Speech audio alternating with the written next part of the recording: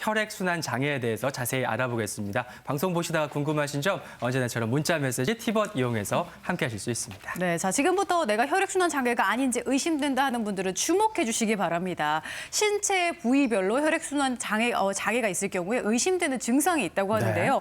부위별로 알아보도록 할게요. 먼저 첫 번째는요.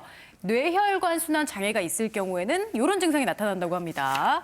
한쪽 팔다리에 힘이 빠지고 감각이 둔해지고요. 갑작스러운 두통과 어지럼증도 나타난다고 하네요. 안 교수님. 예, 우리 몸의 장기 중에서 가장 이 혈액에 예민한 장기가 뇌라고 할 수 있겠습니다. 근데 되게 이제 우리가 뇌혈관은 굵은 혈관도 있지만 아주 작은 혈관도 있어서 사실 작은 혈관이 이렇게 막히거나 순환 장애가 오는 것을 잘 못 느낄 때가 있거든요. 근데 이런 어떤 이 혈액 순환 장애가 있어서 뇌혈관에 좀 순환에 문제가 생기면 감각에 이상이 생겨서 어떤 느낌 같은 거, 감각 같은 걸 못 느끼는 경우도 있고요. 실제적으로 운동 장애가 생겨서 이렇게 한쪽으로 기운다든지 걸을 때 제대로 못 걷는 경우도 많고 힘이 빠지는 경우도 많이 있습니다. 그리고 갑자기 이제 극심한 두통이라든지 어지럼증 그리고 복시 같은 것도 생길 수가 있거든요. 그래서 이런 증상이 있으면 그냥 일괄적으로 지나갈 것이 아니라 혹시 내 몸에 혈액순환에 문제가 있는지 한번 검사를 받아볼 필요가 있겠습니다.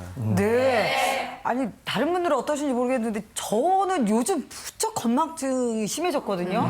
연락을 했는지 물건을 어디다 놨는지 혹시 이게 무슨 혈액순환하고도 좀 연관이 된 게 아닌가. 피가 좀 안 돌아서 그런 것 같거든요. 뇌혈관 장애가 오면 치매도 오기 쉽다던데. 그래요, 진짜? 연관성이 있습니다. 네. 우리가 뭐 치매하면 알츠하이머만 생각하기 쉬운데 뭐 흔하지는 않지만 혈관이 막혀도 이 치매가 올 수 있는데요. 되게 이제 아주 중요한 인지 기능을 담당하는 중요한 혈관이 막히는 경우는 단 한 번의 경색으로도 치매가 올 수 있고요. 보통 이제 그런 경우는 드물지만 되게 작은 이제 혈관들이지만 계속 이제 반복해서 막혔다 또 막히고 이러면 이제 다발성 경색이라고도 하고 다발성 경색에 의한 치매라고도 하는데요. 네. 또 보통은 이제 이렇게 좀 넓은 부위에 걸쳐서 오는 경우는 우리가 뭐 피지라 치매라고도 이제 그런 얘기를 이렇게 부위별로 구분해서 하는데 이게 사실 알츠하이머보다는 좀 급격히 올 수 있고 더 젊은 나이에 올 수 있다는 게 되게 문제예요. 혈관이 막히면 올 수 있기 때문에 되게 우리가 알고 있는 치매는 굉장히 고령에 온다 이런 이제 편견을 깨고 나타날 수 있고 알츠하이머는 굉장히 서서히 진행을 하잖아요.